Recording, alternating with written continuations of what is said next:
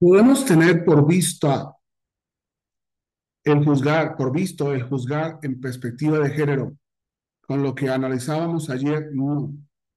Quería centrarme, a ver, hay que estudiar protocolo por protocolo, hay que estudiar manual por manual, y en cierto sentido hay que estudiar una evolución de la jurisprudencia de la Suprema Corte o de la primera sala. Es muy importante esta realidad para poder comprender hacia dónde estamos. Sin embargo, me parece que el tema central o el problema central tenemos que localizarlo en el registro digital 2011-430, en el que se plantean las seis, ¿no? Las seis ideas sobre las cuales se juzga. Y en concreto empieza la primera sala y después acoge la Suprema Corte. Se parte de una definición que se ha copiado luego en las reformas legales. Un método en toda controversia judicial. Un método. La perspectiva de género como método científico, etcétera.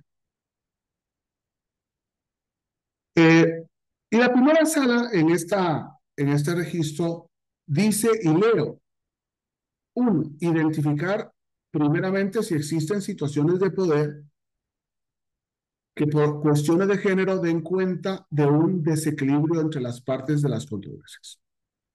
Un tema que ya todos los jueces sabemos hacer. Dos, cuestionar los hechos y valorar las pruebas, desechando cualquier estereotipo o prejuicio de género a fin de visualizar las situaciones de desventaja provocadas por condiciones de sexo o género. Tres, en caso de que el material probatorio no sea suficiente para aclarar la situación de violencia, vulnerabilidad o discriminación por razones de género, ordenar las pruebas necesarias para visibilizar dichas situaciones. Cuatro, de detectarse la situación de desventaja por cuestiones de género, cuestionar la neutralidad del derecho aplicable, así como evaluar el impacto diferenciado de la solución propuesta para buscar una resolución justa e igualitaria de acuerdo al contexto de desigualdad por condiciones de género. Quinta, para ello debe aplicar los estándares de derechos humanos de todas las personas involucradas, especialmente de los niños y niñas. Y sexto, considerar que el método exige que en todo momento se evite el uso del lenguaje basado en estereotipos o prejuicios, por lo que debe procurarse un lenguaje incluyente con el objeto de asegurar un acceso a la justicia sin discriminación por motivo de género. Ahí está el criterio de la primera sala que luego va evolucionando en torno a las cinco ideas analizadas. Yo quería centrarme en tres, porque si la primera es identificar si existen situaciones de poder, esto es lógico y de hecho lo hacemos los jueces penales desde hace mucho tiempo. Hay siempre un problema entre una víctima y un imputado. Y la víctima puede estar en una situación de empoderamiento o el imputado puede estar en una situación de empoderamiento y ahí es donde analizamos las distintas excluyentes de antijuridicidad y de reproche.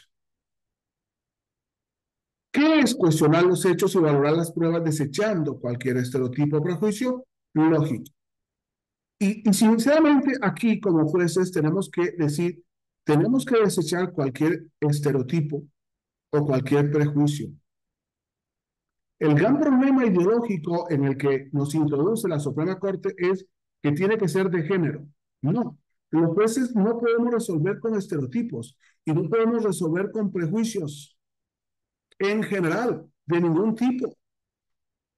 Y tenemos, por tanto, que saber aislarnos de esta tendencia de la Suprema Corte a estereotipos de género o prejuicios de género. Pero es muy importante el tercer punto, porque cuando la Suprema Corte nos dice que en caso de que el material probatorio no sea suficiente para aclarar la situación de violencia, vulnerabilidad o discriminación por razones de género, estamos acostumbrados como jueces a la violencia, a la vulnerabilidad y a la discriminación, en razón de todas las razones de violencia, vulnerabilidad y discriminación, porque somos expertos en excluyentes de antijudicialidad y de reproche. Pero la Suprema Corte aquí comete, para mí, un error: ordenar las pruebas necesarias para visibilizar dichas situaciones. Porque el artículo 20, apartado A, fracción quinta, ustedes la conocen mejor que yo, dice que la carga de la prueba corresponde al órgano acusador. Y en este caso concreto, en este tercer punto de la tesis en estudio, nos está obligando a asumir la carga probatoria. En el cuarto punto no tengo ningún conflicto, sin embargo, es muy importante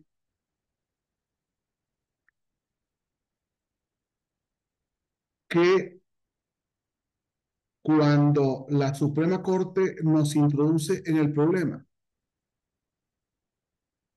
de detectar las situaciones de desventaja por cuestiones de género, de cuestionar la neutralidad del derecho aplicable, así como evaluar el impacto diferenciado de la solución propuesta, nosotros tendríamos que hacernos la pregunta: ¿nos está obligando a legislar? Sí. Nos está buscando. Y entonces ahí es donde nosotros tenemos que entender que ¿cómo hacemos los jueces para no legislar para resolver? Y aquí hago una muletita chiquita. Si ustedes van estudiando despacio la Suprema Corte, se van a dar cuenta que la Suprema Corte socapa del derecho humano, anula el derecho vigente. Socapa del derecho humano, produce una norma nueva que la aplica. Por ejemplo, es un tema serio, pero a mí me parece que es muy exigente no consumir marihuana, por tanto se puede consumir marihuana, porque es un derecho humano. Lo abrió. La Suprema Corte tiene que ser lo más humilde de decir: remítase al legislador para que le quite fuerza a la penalización del consumo de drogas o el consumo de marihuana, pero no abrirlo desde el derecho humano, que sería en ese punto 4 cuando la Suprema Corte nos obliga a legislar desde los derechos humanos para resolver.